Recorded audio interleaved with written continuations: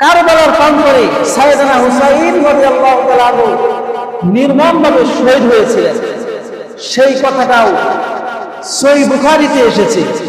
সহিহ বুখারী হাদিস নাম্বার 3748। এই হাদিসটি বর্ণনা করেছেন আনাস রাদিয়াল্লাহু তাআলা আনহু। তার বয়স তখন 70-এর মতো, 70-71 61 হিজরির ঘটনা। আনাস রাদিয়াল্লাহু তাআলা আনহু তিনি বলেন যে কুফার রাহবা নামক মসজিদের সামনে উতিয়া উবাইদুল্লাহ ইবনে জিয়াদ বিরাসিল হুসাইন, হুসাইন রাদিয়াল্লাহু তাআলা আনহুর মাথা ফাজুইলাত ফি তশতির একটা প্লেটের মধ্যে রাখলো। কুফার রাহবা নামক মসজিদের সামনে একটা প্লেটের মধ্যে হুসাইন রাদিয়াল্লাহু তাআলা আনহুর মাথা রাখলো। কে রাখলো? Ubaidullah bin Ziyad.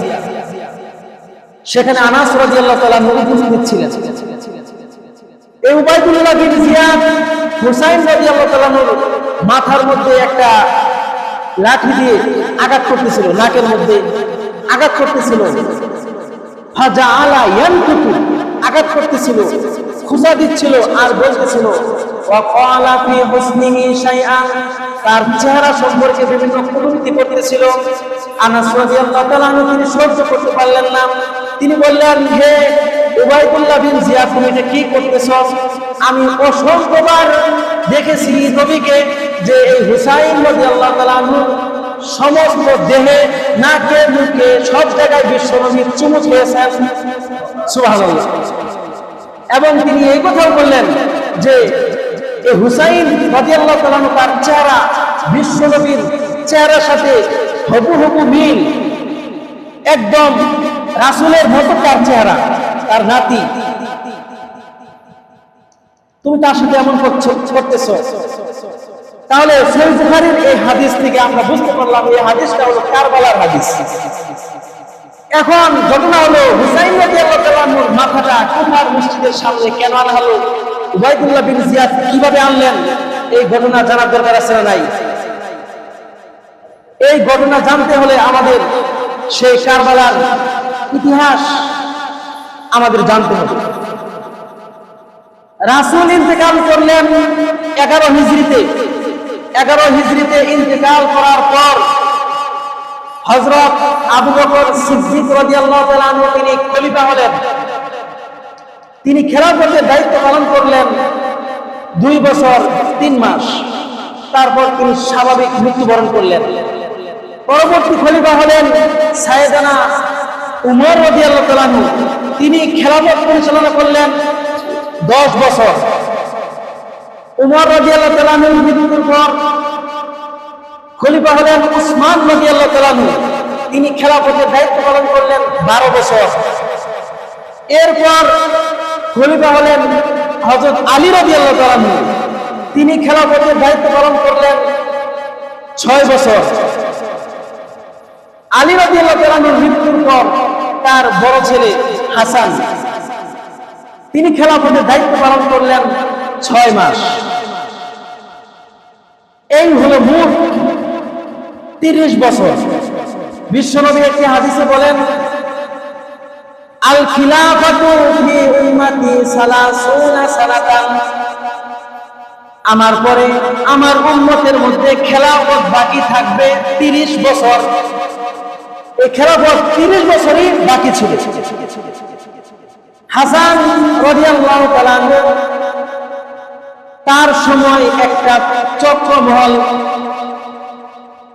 আব্দুল্লাহ বিন সাবা তার নাম, মুনাফিক, মুসলিমদের মধ্যে কিভাবে পরস্পর দ্বন্দ্ব বাজায় দেওয়া যায় সেই চেষ্টা করত। মুসলিমদের মধ্যে পরস্পর দ্বন্দ্ব বাজিয়ে দিয়ে সে হাসান রাদিয়াল্লাহু তাআলা আনহুকে বিতর্কিত করলেন। তারপর হাসান রাদিয়াল্লাহু তাআলা আনহু নিরুপায় হয়ে খেলাফতের দায়িত্ব তিনি ছেড়ে দিলেন। দায়িত্ব গ্রহণ করলেন হযরত মুয়াবিয়া রাদিয়াল্লাহু তাআলা আনহু। মনোযোগ দিয়ে শুনেন, হযরত মুয়াবিয়া রাদিয়াল্লাহু তাআলা আনহু একজন বয়স্ক সাহাবী, ওহী লেখক। রাসূলের সময় তিনি ওহী লিখতেন। অনেক মুরব্বী একজন সাহাবী, তিনি দায়িত্ব নিলেন। তো যাই হোক, যেটা বলতেছিলাম, খেলাফত, প্রকৃত খেলাফত 5 জনের মধ্যে শেষ।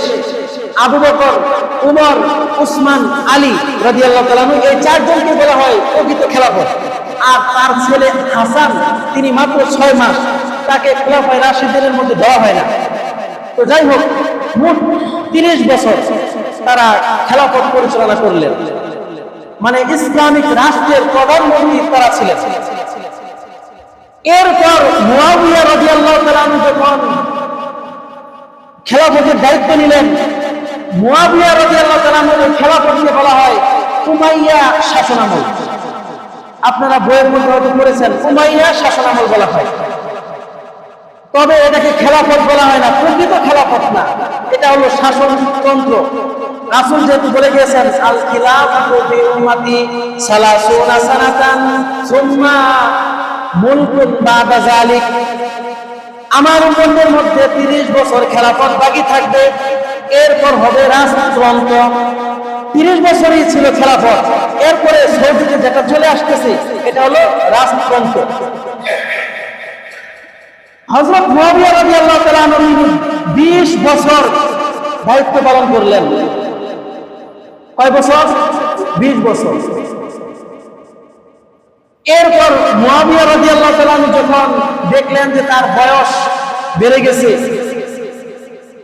দায়িত্ব অন্য কাউকে দেওয়া উচিত, তখন তিনি কয়েকজন সাহাবী সাথে পরামর্শ করে তার ছেলেকে দায়িত্ব দিলেন। হযরত মুয়াবিয়া রাদিয়াল্লাহু তাআলা আনহু মুসলিম রাষ্ট্রের প্রত্যেক গভর্নরের কাছে খবর পাঠালেন যে তোমরা ইয়াজিদের শাসনে তোমরা বায়াত গ্রহণ করো, আমার পরেই ইয়াজিদ খলিফা হবে, এই খেলাফতের মসনদে সে বসবে, তার হাতে তোমরা বায়াত গ্রহণ করো। বিভিন্ন মুসলিম রাষ্ট্রের তারা বায়াত গ্রহণ করলো ইয়াজিদের হাতে। এদিকে মক্কা মদিনার কিছু বয়োজ্যেষ্ঠ সাহাবী তারা ইয়াজিদের খেলাফত এটা মেনে নিতে চাইল না। তারা জেনেছিল যে মুয়াবিয়া রাদিয়াল্লাহু তাআলা আনহুর ছেলে ইয়াজিদ সে একজন ভালো মানুষ না, তার কিছু দোষ ত্রুটি রয়েছে, এজন্য তারা বিরোধিতা করল। হযরত মুয়াবিয়া রাদিয়াল্লাহু তাআলা আনহু তিনি মক্কা মদিনায় গেলেন। মক্কা মদিনায় গিয়ে সাহাবীদেরকে বুঝাইতে লাগলেন যে তোমরা ইয়াজিদের নেতৃত্ব মেনে নাও। তারা মেনে নিল না। এরপর হযরত মুয়াবিয়া রাদিয়াল্লাহু তাআলা আনহু ওই সময় তিনি থাকতেন দামেস্কে, সিরিয়ায় থাকতেন। তখন মুসলিম রাষ্ট্রের রাজধানী দামেস্ক সিরিয়ায় ছিল। তো যাই হোক, এরপর এই বিষয়টি অমীমাংসিত অবস্থায় হযরত মুয়াবিয়া রাদিয়াল্লাহু তাআলা আনহুর মৃত্যু হয়ে যায়।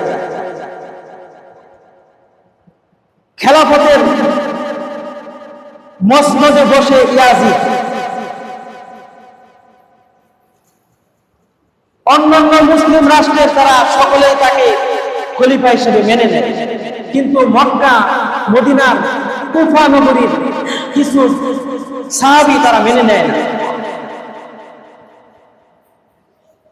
মদিনার কিছু সাহাবী তারা বলেন হুসাইন রাদিয়াল্লাহু তাআলা আনহুকে, তখন হুসাইন রাদিয়াল্লাহু তাআলা আনহু মদিনায় থাকেন, যে আপনি আমাদেরকে বায়াত করুন, আমরা আপনাকে খলিফা হিসেবে মেনে নেব। হুসাইন রাদিয়াল্লাহু তাআলা আনহু তিনি কয়েকজন সাহাবীদের সাথে পরামর্শ করলেন যে কি করা যায়। এদিকে কুফা নগরী থেকে মদিনায় চিঠি পাঠালো কুফা নগরীর মানুষ, তারা একটানা দুইটানা প্রায় 200 চিঠি পাঠাইলো মদিনায় হুসাইন রাদিয়াল্লাহু তাআলা আনহুর কাছে, যে হে হুসাইন রাদিয়াল্লাহু তাআলা আনহু, আপনি কুফায় আসেন, আমরা ইয়াজিদের খেলাফত মানি না, আমরা ইয়াজিদকে খলিফা হিসেবে মানি না, আপনি কুফায় আসেন, আমরা আপনার হাতে বায়াত গ্রহণ করব, আমরা আপনাকে খলিফা নিযুক্ত করব, আপনার হাতে আমরা বায়াত গ্রহণ করব। হযরত হুসাইন রাদিয়াল্লাহু তাআলা আনহু তিনি মদিনার বিশিষ্ট সাহাবীদের সাথে পরামর্শ করলেন যে কি করা যায়। কুফা নগরী থেকে বারবার তারা চিঠি দিচ্ছে। হযরত হুসাইন রাদিয়াল্লাহু তাআলা তিনি বুঝতেছিলেন যে কুফা নগরীর নয়-মুসলিম তারা যদি ইয়াজিদের খেলাফত মেনে না নেয়, তারা যদি মুরতাদ হয়ে যায়, এটা বুঝে তিনি সিদ্ধান্ত নিলেন যে আমি কুফাতে যাই, কুফাতে গিয়ে তাদেরকে বায়াত করি। এরকম সিদ্ধান্ত তিনি নিলেন। মদিনার বড় বড় সাহাবী আব্দুর রহমান ইবনে আউফ, আরো বড় বড় সাহাবী, তারা হুসাইন রাদিয়াল্লাহু তাআলাকে বাধা দিলেন যে আপনি কুফাতে যায়েন না। হুসাইন রাদিয়াল্লাহু তাআলা কুফার অবস্থা জানার জন্য তার চাচাতো ভাই মুসলিম বিন আকিলকে পাঠাইলেন যে কুফাতে গিয়ে দেখে আসো যে আসলেই কি কুফার লোকেরা আমাকে চাচ্ছে কি চাচ্ছে না। মুসলিম বিন আকিল কুফাতে আসলেন, এসে দেখলেন আসলেই কুফার মানুষ তারা হুসাইন রাদিয়াল্লাহু তাআলাকে চাচ্ছে। মুসলিম বিন আকিল তিনি হুসাইন রাদিয়াল্লাহু তাআলার নামে কুফার প্রায় 2000 লোককে বায়াত করলেন, হুসাইন রাদিয়াল্লাহু তাআলার খেলাফতের উপর বায়াত করলেন। এই খবর মুসলিম বিন আকিল হুসাইন রাদিয়াল্লাহু তাআলার কাছে পাঠাইলেন যে আপনি আসেন, কুফার লোকেরা আপনাকে চাচ্ছে, অন্যথায় এরা ইসলাম ধর্ম ত্যাগ করে ফেলবে। হুসাইন রাদিয়াল্লাহু তাআলা বুঝলেন যে আমি যদি কুফাতে না যাই আর যদি কুফার মানুষ মুরতাদ হয়ে যায়, বেঈমান হয়ে যায়, তাহলে কেমন হবে? আমি বেঁচে থাকতে ইসলাম নষ্ট হয়ে যাবে, এটা হতে দেব না। এটা ভেবে হযরত হুসাইন রাদিয়াল্লাহু তাআলা আনহু তার পরিবারের আহলে বায়াতের রাসূলের পরিবারের লোকদেরকে নিয়ে প্রায় 150 জন হুসাইন রাদিয়াল্লাহু তাআলার সাথী সঙ্গী সহ আহলে বায়াতের নারী পুরুষ ছোট বাচ্চারা সহ 150 লোক নিয়ে তিনি রওনা করলেন কুফা নগরীর দিকে। হুসাইন রাদিয়াল্লাহু তাআলা যখন কুফা নগরীর দিকে রওনা করলেন, ইয়াজিদের কাছে যখন এই খবর আসলো যে হুসাইন তিনি কুফাতে যাচ্ছেন আর কুফার মানুষেরা হুসাইন রাদিয়াল্লাহু তাআলার হাতে বায়াত করবে, ইয়াজিদ তখন থাকে দামেস্কে। তিনি কুফা নগরীর যে গভর্নর ছিল উবাইদুল্লাহ বিন জিয়াদ, তার কাছে তিনি খবর পাঠাইলেন, চিঠি দিলেন উবাইদুল্লাহ বিন জিয়াদকে যে কোনোভাবেই যেন হুসাইন কুফাতে এসে তাদেরকে বায়াত করতে না পারে। ইয়াজিদের লোক উবাইদুল্লাহ বিন জিয়াদ তিনি 5000 সৈন্য নিয়ে কুফায় অবস্থান করলেন যে হুসাইন যখনই আসবে তাকে আমরা গ্রেফতার করে ফেলব। হুসাইন রাদিয়াল্লাহু তাআলার কাছে যখন এই খবর আসলো যে উবাইদুল্লাহ বিন জিয়াদ 5000 সৈন্য নিয়ে কুফায় অপেক্ষা করতেছে, তখন হুসাইন রাদিয়াল্লাহু তাআলা তিনি তার সাথীদেরকে নিয়ে সফর তিনি অন্যদিকে ঘুরাই দিলেন। ফুরাত নদীর তীরে কারবালার প্রান্তরে তিনি চলে গেলেন। হুসাইন রাদিয়াল্লাহু তাআলা তিনি তার সাথী সঙ্গীদেরকে নিয়ে কারবালার প্রান্তর ফুরাত নদীর তীরে যখন গেলেন, উবাইদুল্লাহ বিন জিয়াদ ইয়াজিদের লোক উবাইদুল্লাহ বিন জিয়াদ 5000 সৈন্য নিয়ে সেখানেই তাদেরকে আটক করলেন, চতুর্দিকে ঘেরাও করে ফেললেন। হুসাইন রাদিয়াল্লাহু তাআলা তিনি নিরুপায় হয়ে বললেন যে আমি তো তোমাদের সাথে জিহাদ করার জন্য আসি নাই, যুদ্ধ করার জন্য আসি নাই, তাহলে কি জন্য তোমরা আমাকে এরকম ভাবে আবদ্ধ করে ফেললে? উবাইদুল্লাহ বিন জিয়াদ তিনি বলল যে ইয়াজিদের নির্দেশ, ইয়াজিদ আমাদেরকে নির্দেশ দিয়েছে। হুসাইন রাদিয়াল্লাহু তাআলা নিরুপায় হয়ে তিনি তাদেরকে 3টা প্রস্তাব করলেন। একটা হলো আমাকে পুনরায় মদিনায় ফিরে যেতে দাও, আমি মদিনায় চলে যাব। 2 নাম্বার, আমাকে ইয়াজিদের কাছে দামেস্কে যেতে দাও, আমি ইয়াজিদের সাথে কথা বলবো। 3 নাম্বার, আমাকে মুসলিম রাষ্ট্রের কোন সীমান্তে চলে যেতে দাও, আমি সেখানে অমুসলিমদের সাথে জিহাদ করে বাকি জীবন অতিবাহিত করব। আমার সাথে তোমরা যুদ্ধ করো না, আমি যুদ্ধের প্রস্তুতি নিয়ে আসি নাই। এই কথা তিনি এই তিনটা প্রস্তাব দিলেন। শুনতেছেন আপনারা? উবাইদুল্লাহ বিন জিয়াদ, কুফার গভর্নর, ইয়াজিদের লোক, সে তিনটা প্রস্তাবই নাকচ করে দিল যে তোমার এই তিনটা প্রস্তাবের একটাও আমরা মানব, তোমাকে আমরা এখানে শহীদ করে ফেলব। উবাইদুল্লাহ বিন জিয়াদ তার সৈন্যবাহিনী নিয়ে হুসাইন রাদিয়াল্লাহু তাআলা আনহু পরিবার তার সাথী সঙ্গীদের উপরে হামলা চালালো। তীর একের পর এক তীর নিক্ষেপ করতে লাগলো। হুসাইন রাদিয়াল্লাহু তাআলা আনহু যে তাবু করেছিলেন ফোরাত নদীর তীরে কারবালার প্রান্তরে, সেখানে তারা তীর নিক্ষেপ করতে লাগলো। তীর নিক্ষেপ করতে করতে হুসাইন রাদিয়াল্লাহু তাআলা আনহু তার পরিবার এবং তার সাথী সঙ্গীদেরকে একের পর এক শহীদ করে দিল। তাঁবুর ভিতরে ছোট ছোট বাচ্চা ছিল, পানির জন্য তারা কাতরাচ্ছিল। তারা ভেবেছিল যে হয়তো ছোট বাচ্চা কোলে নিয়ে যদি আসি এই ফোরাত নদীতে পানি নেওয়ার জন্য, তাহলে হয়তো তাদের দয়া হবে। ছোট বাচ্চা কোলে নিয়ে আসলো নদীর তীরে পানি নেওয়ার জন্য, ছোট বাচ্চাকে পানি পান করাবে। কিন্তু ইয়াজিদ বাহিনী তারা নির্দয় ছিল, তারা ওই ছোট বাচ্চা এবং যার কোলে ছিল তাকেও তীর নিক্ষেপ করে শহীদ করে দিল। একের পর এক এভাবে সকলকেই তারা শহীদ করে দিল। এবার বলুন, ইয়াজিদ বাহিনী যারা ছিল তারা কি মুসলিম ছিল নাকি অমুসলিম ছিল? তারাও মুসলিম ছিল। কথা বলুন, তারা কি ছিল? মুসলিম ছিল। ঘটনা বুঝতে হবে। হুসাইন রাদিয়াল্লাহু তাআলা আনহু তারাও মুসলিম, আর ইয়াজিদ বাহিনী তারাও মুসলিম ছিল, তবে তারা নামে মুসলিম ছিল। আপনার এই মুসলিমদের মধ্যে কত দল হয়ে গেছে, বাংলাদেশে কত দল রয়েছে, আহলে কোরআন, আহলে হাদিস, লামাযহাবী, শিয়া, হিজবুত তাওহীদ, কাদিয়ানী, আর কত ধরনের বিভ্রান্তি দল আছে না নাই? তারা বিভিন্ন সময় এই দলগুলো যদি কোনো দল যদি শক্তিশালী থাকতো, অমুকের আকীদা ঠিক নাই, মুরতাদ, অমুকে বেদাতি, এগুলো বলে আপনাকে মেরে ফেলতো যে অমুকে মুরতাদ হয়ে গেছে, তার আকীদা ঠিক নাই, কবর পূজারি করে, মাজার পূজারি, এইগুলো বলে বলে তারা যদি শক্তিশালী থাকতো তাহলে আপনাকে হত্যা করে ফেলতো।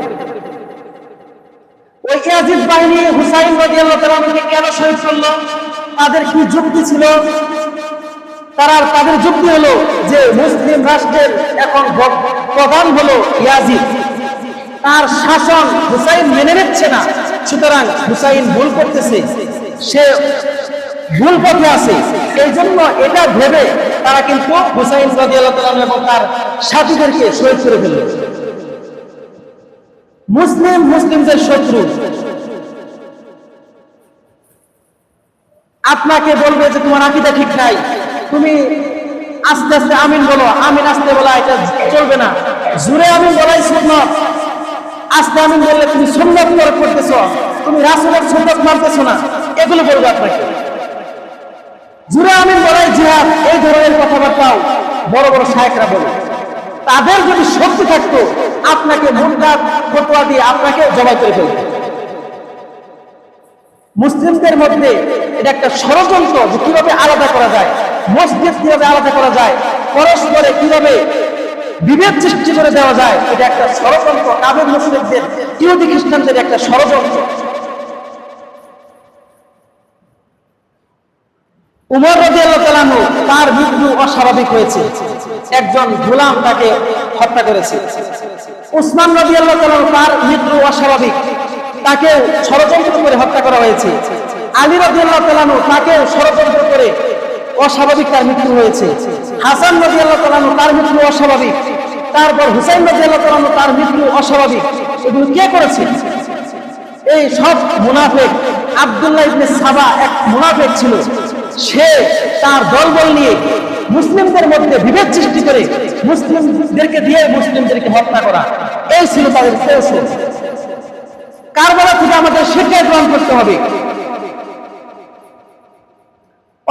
অমুক সাহেব বলবে তোমার আকীদা ঠিক নাই, এই কথা বলে তুমি মুরতাদ, তুমি বেদাতি, তুমি কবর পূজারি, তুমি মাজার পূজারি, এগুলো বলে বলে আপনাকে একদম বিতর্কিত করে ফেলবে।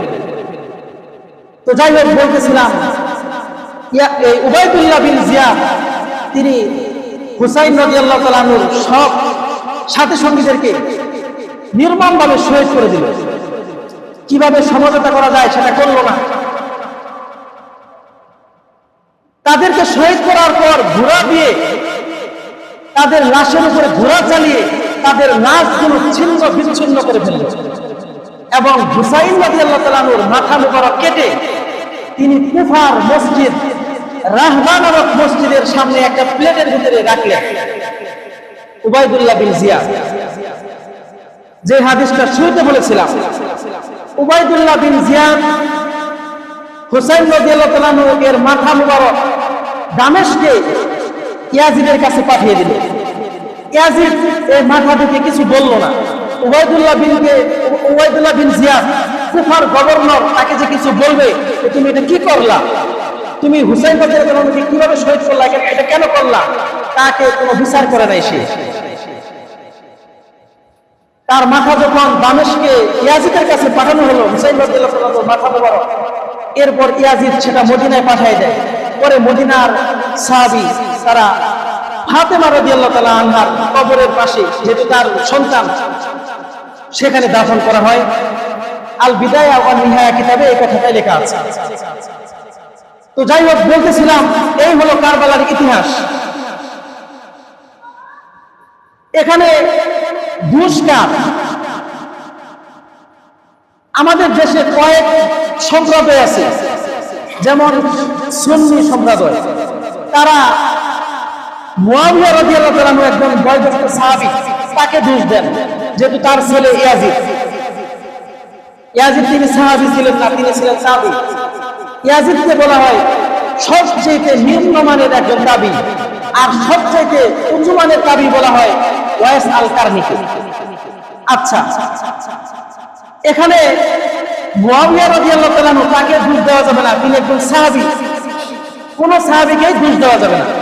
তিনি তার ছেলেকে দায়িত্ব দিয়েছেন, তিনি ভেবেছিলেন যে তার মাধ্যমে হয়তো মুসলিম রাষ্ট্র একত্র থাকবে, ভালো চলবে, এজন্য মুআবিয়া রাদিয়াল্লাহু তাআলা আনহু তাকে দোষ দেওয়া যাবে না।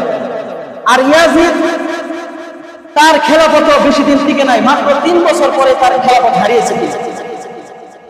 আর উবাইদুল্লাহ বিন জিয়াদ, যিনি হুসাইন রাদিয়াল্লাহু তাআলা আনহুর মাথা কাটলেন, তার 5 বছর পর তার মাথাও ওই কুফা নগরীর রাহবা নামক মসজিদের সামনেই একটা প্লেটের মধ্যে কেটে রেখেছিল আরেকজন, তার নাম হলো মুখতার সাকাফি। একটা কথা আছে, তুমি যেরকম করবা ওরকম তুমি পাবা। এই উবাইদুল্লাহ বিন জিয়াদ হুসাইন রাদিয়াল্লাহু তাআলা আনহুর মাথা যেভাবে কেটেছিল, মুখতার সাকাফি তিনি উবাইদুল্লাহ বিন জিয়াদের তার সাথীদের মাথা কেটে ওই কুফা নগরীর মসজিদের সামনে ওইভাবে রেখেছিল। সুনানে তিরমিজিতে এই হাদিসটি এসেছে। এবং হাদিসে এটাও এসেছে, উবাইদুল্লাহ বিন জিয়াদের মাথার মধ্যে একটা সাপ তার মাথার নাক দিয়ে ঢুকে কতক্ষণ সেখানে ঘোরাফেরা করে আবার চলে গেল, আবার একটু করে আসলো, আবার নাক দিয়ে সাপ ঢুকলো, এরকম 3 বার করেছিল। সহিহ সনদে সুনানে তিরমিজিতে হাদিসটি এসেছে। আর এদিকে হুসাইন রাদিয়াল্লাহু তাআলা আনহু তিনি মদিনা থেকে কুফায় গেলেন। কিছু আছে হুসাইন রাদিয়াল্লাহু তাআলা আনহুকে দোষ দেয় যে তিনি কেন মদিনা থেকে কুফায় গেলেন। হুসাইন রাদিয়াল্লাহু তাআলা আনহুকে দোষ দেওয়া যাবে না, তিনি সাহাবী। হুসাইন রাদিয়াল্লাহু তাআলা আনহু সম্পর্কে আল্লাহ রাসূল কতগুলো হাদিস বলেছেন যে হাসান হুসাইন তারা হলো জান্নাতের 2টা ফুল। ওয়াল হাসান ওয়াল হুসাইন সাইয়্যিদা শাবাবি আহলিল জান্নাহ, তারা হলো জান্নাতের যুবকদের সর্দার হবে।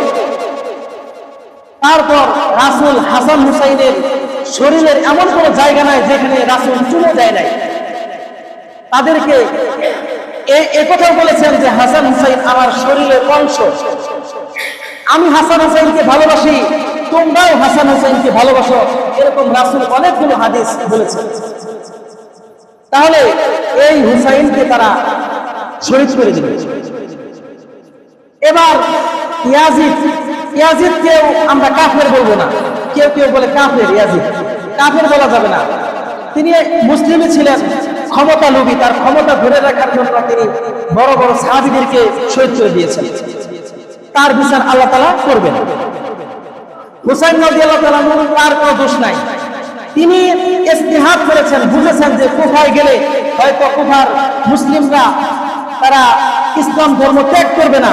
যদি আমি কুফাতে না যাই আর কুফার লোকেরা যদি বেঈমান হয়ে যায় তাহলে কেমন হবে? তাহলে তো আমার নানার এই ধর্ম এটা তো বিকৃতি হয়ে গেল, নষ্ট হয়ে যাবে, এটা মনে করে তিনি গিয়েছিলেন। এই হলো মোটামুটি কারবালার ইতিহাস এবং আমাদের আকীদা এটাই রাখতে হবে। কাউকে দোষ দেওয়া যাবে না, কাউকে কাফের বলা যাবে না। যে যতটুকু অপরাধ করেছে তার বিচার আল্লাহ রাব্বুল আলামিন করবেন।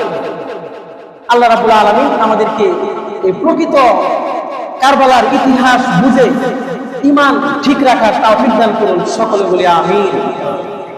ওয়া আখিরু দাওয়ানা আনিল হামদুলিল্লাহি রাব্বিল আলামিন।